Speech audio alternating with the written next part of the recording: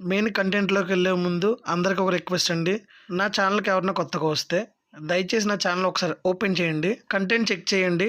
If you like it, మీకు నచ్చితే నా ఛానల్ని సబ్స్క్రైబ్ చేయండి, లైక్ చేయండి అండ్ కొంచెం షేర్ చేస్తే బెటర్ అనిపిస్తుంది.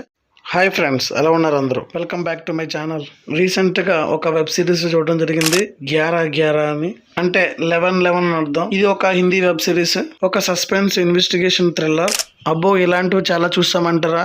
అన్నీ చూడడం వేరు, ఇది చూడడం వేరు. ఈ వెబ్ సిరీస్ వచ్చేసి 8 ఎపిసోడ్లు ఉంది. వన్స్ వాచ్ చేయడం మొదలెడితే డౌట్ లేదు, 8 ఎపిసోడ్స్ మాత్రం డెఫినెట్గా చూసేస్తారు. అంత థ్రిల్లింగ్గా ఉంటుంది. ఈ వెబ్ సిరీస్లో నన్ను బాగా హూక్ చేసింది, బాగా ఎక్సైట్ చేసింది ఏదైనా ఎలిమెంట్ ఉందంటే టైం ట్రావెలర్ కాన్సెప్ట్ భయ్య. యాక్చువల్ చెప్పాలంటే ఈ ఎలిమెంటే నన్ను 8 ఎపిసోడ్స్ కంప్లీట్గా వాచ్ చేసేలా చేసింది.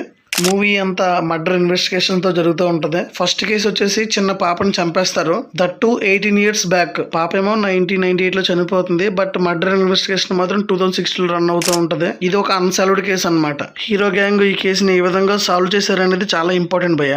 ఈ కేసుని ఇన్వెస్టిగేషన్ చేసే గ్రూప్లో మన హీరో ఉంటాడు. మన హీరోకి ఆ చనిపోయిన పాపకి చిన్న కనెక్షన్ ఉంటుంది. ఆ కనెక్షన్ నేను చెప్పను, అది చెప్తే స్పాయిలర్ అలర్ట్ అవుతుంది భయ్య. ఈ ఇన్వెస్టిగేషన్ జరుగుతున్నప్పుడు అసలు ఉంటుంది భయ్య, ఆ సీక్రెట్స్ బయటపడినప్పుడు మాత్రం మనకి మైండ్ పోద్ది భయ్య. మీకు ఆల్రెడీ టైం ట్రావెల్ కాన్సెప్ట్ అని చెప్పాను కదా భయ్య, అది యాక్చువల్గా ఒక వాకీ టాకీ ద్వారా జరుగుతూ ఉంటుంది భయ్య. ఇక్కడ మాత్రం స్పాయిలర్ అలర్ట్ భయ్య, జాగ్రత్తగా వినండి భయ్య. 1998లో పాప మర్డర్ జరుగుతుంది. ఆ టైం లైన్లో కూడా ఒక పోలీస్ ఆఫీసర్ ఇన్వెస్టిగేట్ చేస్తూ ఉంటాడు పాప మర్డర్ కేసు. ఈ పోలీస్ ఆఫీసర్ సెకండ్ ఇయర్ అనుకోండి.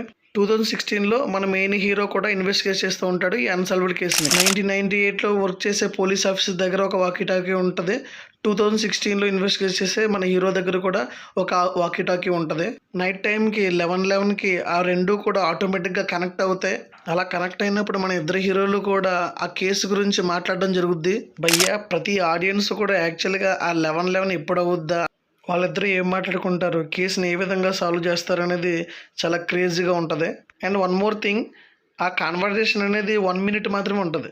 ఆ 1 minute తర్వాత ఆ రెండు వాకీ టాకీ మధ్యన కనెక్షన్ డిస్కనెక్ట్ అవుద్ది. ఈ వాకీ టాకీస్ పాస్ట్కి ప్రజెంట్కి ఎందుకు ఇలా లింకప్ అయ్యాయో ఎక్కడ కూడా ఎక్స్ప్లెయిన్ చేయలేదు.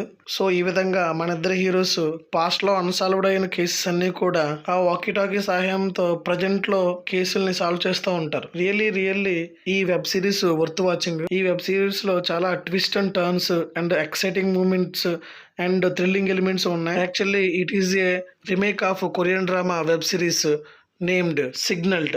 ప్రజెంట్ ఈ వెబ్ సిరీస్ G5లో స్ట్రీమ్ అవుతుంది. It is really good news guys. ఈ వెబ్ సిరీస్ తెలుగులో కూడా స్ట్రీమ్ అవుతుంది. రీసెంట్గా తెలుగు ఆడియో యాడ్ చేశారు. సో వితౌట్ డౌట్ ఫ్యామిలీతో వాచ్ చేయొచ్చు, బ్యాడ్ లాంగ్వేజ్ లేదు, no adult content. Okay guys, ఉంటాం మరి. Thanks for watching. జై హింద్.